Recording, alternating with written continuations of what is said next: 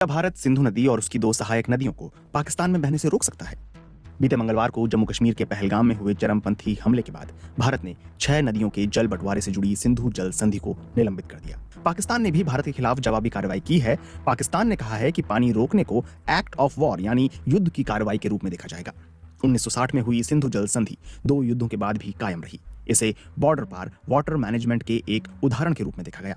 इस संधि के तहत सिंधु बेसिन की 3 पूर्वी नदियों रावी, ब्यास और सतलुज का पानी भारत को आवंटित किया गया। वहीं 3 पश्चिमी नदियों सिंधु, झेलम और चिनाब का 80% हिस्सा पाकिस्तान को आवंटित किया गया।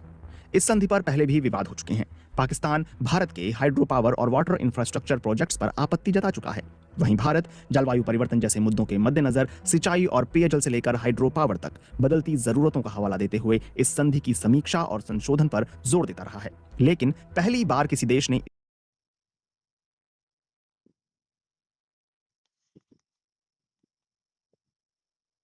और संशोधन पर जोर देता रहा है। लेकिन पहली बार किसी देश ने इसके निलंबन की घोषणा की है। खासकर ये देश भारत है, जिसके पास भौगोलिक स्थिति का लाभ हासिल है।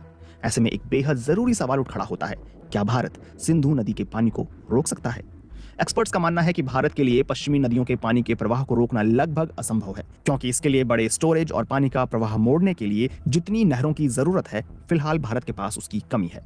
South Asia network on dam, reverse और पीपल्स के regional water resource expert Himanshu Thakkar कहते हैं कि भारत में जो बुनियादी ढांचा है वो ज्यादातर नदी पर चलने वाले हाइड्रो पावर प्लांट्स का है, जिन्हें बड़ी स्टोरेज की जरूरत नहीं है। ऐसे हाइड्रो पावर प्लांट बड़ी मात्रा में पानी नहीं रोकते और बहते पानी के फोर्स का इस्तेमाल करके टरबाइनों को घुमाते हैं और बिजली पैदा करते हैं।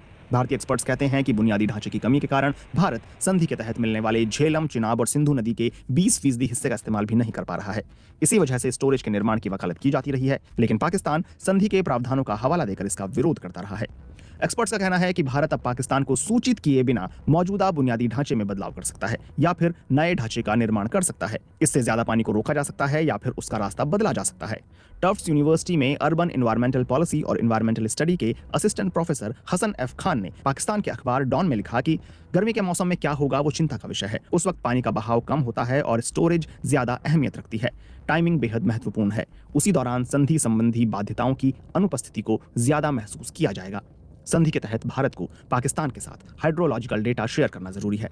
यह डेटा बाढ़ के पूर्वानुमान, सिंचाई, हाइड्रो पावर और पेयजल से जुड़ी योजना बनाने के लिए अहम है। हालांकि पाकिस्तानी अधिकारियों का कहना है कि भारत पहले से ही बहुत कम हाइड्रोलॉजिकल डेटा शेयर कर रहा है। एक और मुद्दा जो हर बार तनाव बढ़ने के समय उठता है वो ये कि क्या ऊपरी देश निचले देश के खिलाफ पानी को हथियार बना सकता है। इसे अक्सर वाटर बॉम्ब कहा जाता है, जहां ऊपरी देश अस्थायी रूप से पानी को रोक सकता है और फिर बिना किसी चेतावनी के अचानक छोड़ सकता है, जिसकी वजह से निचले हिस्से में भारी नुकसान हो सकता है। एक्सपर्ट्स का कहना है कि भारत को सबसे पहले अपने ही क्षेत्र में बाढ़ का खतरा होगा, क्योंकि उसके बांध पाकिस्तान की सीमा से बहुत दूर हैं। लेकिन अब भारत बिना किसी पूर्व चेतावनी के अपने जलाशयों से गाद बहा सकता है, जिससे पाकिस्तान के हिस्से की तरफ नुकसान होगा। सिंधु जैसी हिमालयी नदियों में गाद का स्तर बहुत ज्यादा होता है। ये बांध और बैराजों में जल्दी ही जमा हो जाती है। इस गाद के अचानक बह जाने से नीचे की ओर